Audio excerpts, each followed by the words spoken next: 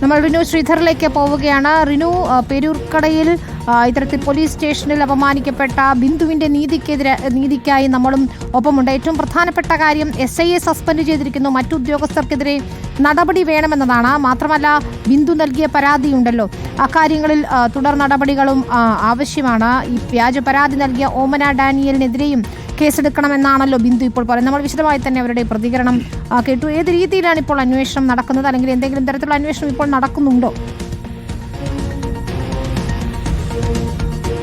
തീർച്ചയായും വിനീത, തിരുവനന്തപുരം DCPയുടെ മേൽനോട്ടത്തിൽ cantonment ACP ഈ കേസ് അന്വേഷിക്കുന്നുണ്ട്. അല്പസമയം മുമ്പും പേരൂർക്കട പോലീസ് സ്റ്റേഷനിലെത്തി മറ്റുള്ള പോലീസുകാരുടെ മൊഴിയൊക്കെ തന്നെ ഈ ഉദ്യോഗസ്ഥർ രേഖപ്പെടുത്തുന്നുണ്ട്. വലിയ പ്രതിഷേധങ്ങൾ പോലീസ് സ്റ്റേഷന് മുന്നിൽ അരങ്ങേറുകയും ചെയ്തു. അല്പസമയം മുമ്പാണ് ദളിത് കോൺഗ്രസിന്റെ നേതൃത്വത്തിൽ പേരൂർക്കട പോലീസ് സ്റ്റേഷനിലേക്ക് വലിയ പ്രതിഷേധവുമായി എത്തിയത്. അതേസമയം ഈ വലിയ ആരോപണമാണ് ബിന്ദു, ഈ പീഡനത്തിന് ഇരയായ ബിന്ദു പറയുന്നത്. കാരണം ഈ മാല മോഷണം പോയി എന്ന് പറയുന്ന പരാതിയുടെ പിന്നിലുള്ള ചേതോവികാരം എന്ത് എന്നുള്ളത് പോലീസ് കൃത്യമായി അന്വേഷിക്കണം. അത്തരത്തിലുള്ളൊരു പരാതി തൻ്റെ പോലീസ് സ്റ്റേഷനിൽ നൽകും എന്നുള്ളതാണ്. നെടുമങ്ങാട് പോലീസ് സ്റ്റേഷനാണ് പരിധി വരുന്നത്. അവിടെ നൽകാൻ ബിന്ദു തയ്യാറെടുക്കുകയാണ് എന്നുള്ളതാണ്. കാരണം ഓമന ഡാനിയൽ മനഃപൂർവ്വം ഇത്തരത്തിൽ ഒരു കഥ കെട്ടിച്ചമച്ചതാണോ, അല്ലെങ്കിൽ ഈ മാല എങ്ങനെ ഈ വീടിൻ്റെ പുറത്ത് വന്നു എന്നതടക്കമുള്ള കാര്യം പോലീസ് അന്വേഷിച്ചില്ല. ആദ്യം ഈ പരാതി ലഭിക്കുമ്പോൾ തന്നെ പേരൂർക്കട പോലീസിന് പറ്റിയൊരു അബദ്ധവും അത് തന്നെയാണ്. കാരണം ഇവിടെ മോഷണം നടന്നോ ഇല്ലയോ എന്നുള്ളത് പോലീസ് സ്ഥിരീകരിക്കാതെയാണ് ബിന്ദുവിനെ ഈ സ്റ്റേഷനിലെത്തിച്ച് ഇത്തരത്തിലുള്ള ക്രൂരത